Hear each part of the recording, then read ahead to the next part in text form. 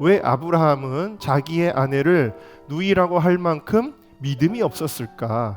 왜 그런 사람이 되었을까? 아내를 누이라고 할 만큼 믿음이 없는 사람이 되었을까? 그의 삶에 예배가 실종되었기 때문입니다. 아브라함이 가나안 땅에 거할 때는 어디를 가든지 제일 먼저 뭘 했어요? 바로 예배를 드렸습니다. 아브라함의 삶의 중심에는 항상 예배가 있었습니다. 그런데 아브라함이 애굽에 가 있는 동안에는 예배했다는 기록이 사라져버리고 맙니다. 예배드리지 않는다고 무슨 일이 있나요? 예배드리지 않는다고 무슨 큰일이 나나요?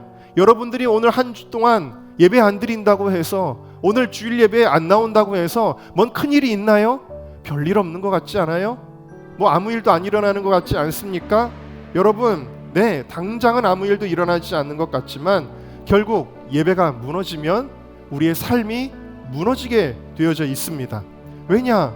여러분, 예배를 드린다는 것은 하나님의 은혜와 임재가, 하나님의 보호와 인도하심이 우리를 둘러싸는 것을 의미하는 거예요. 그런데 여러분, 예배드리지 않는 삶은 어떻게 되는 것이죠? 내 삶의 주인이 내가 돼야 돼요.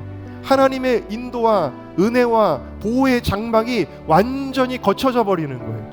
우리의 삶에 온갖 혼란한 일들이 가득해지고 내가 감당할 수 없는 문제가 있다면, 아, 왜 이런 문제가 있지? 이걸 어떻게 해결하지가 아니라 그렇게 되어진 원인, 그것은 예배가 무너졌기 때문이다라는 거예요. 여러분들의 삶에 예배는 든든히 지켜져 가고 있으십니까? 예배가 무너져 있는 곳은 있지 않습니까? 여러분의 새벽 제단은 무너지지 않았습니까? 여러분의 저녁 제단은 무너지지 않았습니까?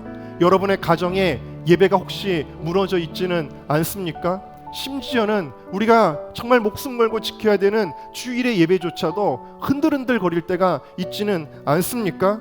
여러분, 예배가 무너지면 여러분의 삶이 무너지게 되어져 있어요. 애굽에 있을 때 아브라함 왜 그렇게 연약했냐고요? 우리가 정죄하고 그를 판단할지 모르지만 아브라함을 포함한 저와 여러분 모두가 다 똑같은 인간이에요. 진토와 같은 존재에 불과합니다. 우리에게는 하나님의 뜻대로 살 수 있는 힘이 있어요, 없어요? 없어요. 우리에게는 없어요. 우리에게는 죄를 이길 수 있는 힘이 없어요. 우리는 유혹을 못 이겨요. 우리는 시험을 못 이겨요. 우리는 핍박을 못 견뎌낸다라는 것입니다. 왜 아브라함 그걸 못 이겼어? 라고 뭐라 할 것이 아니에요. 원래 예배드리지 않는 아브라함은 그런 존재예요. 예배드리지 않는 인간들은 다 그런 존재라는 것입니다. 왜 하나님의 뜻을 이길 수 없냐고요? 예배드리지 않기 때문입니다. 왜 참된 지혜를 소유하지 못하고 어리석은 길로 갔냐고요? 예배드리지 않는 인간은요, 아무리 학벌이 좋아도 다 어리석은 존재입니다. 예배드리지 않으면 인간에게는 지혜가 사라져요. 사역의 열매도 맺을 수 없어요. 예배를 여러분 사소하게 여기지 마세요. 예배는 정말 엄청난 것입니다. 왠지 아세요? 온 우주 만물의 주인이신, 생명 되신 하나님이 우리와 만나주시는 유일한 시간이기 때문이에요. 그 하나님이 내 삶에 들어오셔서 하나님의 생명을 나에게 주시고 하나님의 뜻을 내 삶 가운데 펼쳐주시는 게 예배인데, 어찌 우리가 예배 없이 형통할 수 있으며, 우리가 어찌 예배 없이 열매를 맺을 수 있으며, 우리가 어찌 예배 없이 기쁘고 즐거운 삶을 살아갈 수가 있습니까? 예배는 너무 소중한 거예요. 이 예배를 양보하지 마시기를 주님의 이름으로 축원합니다.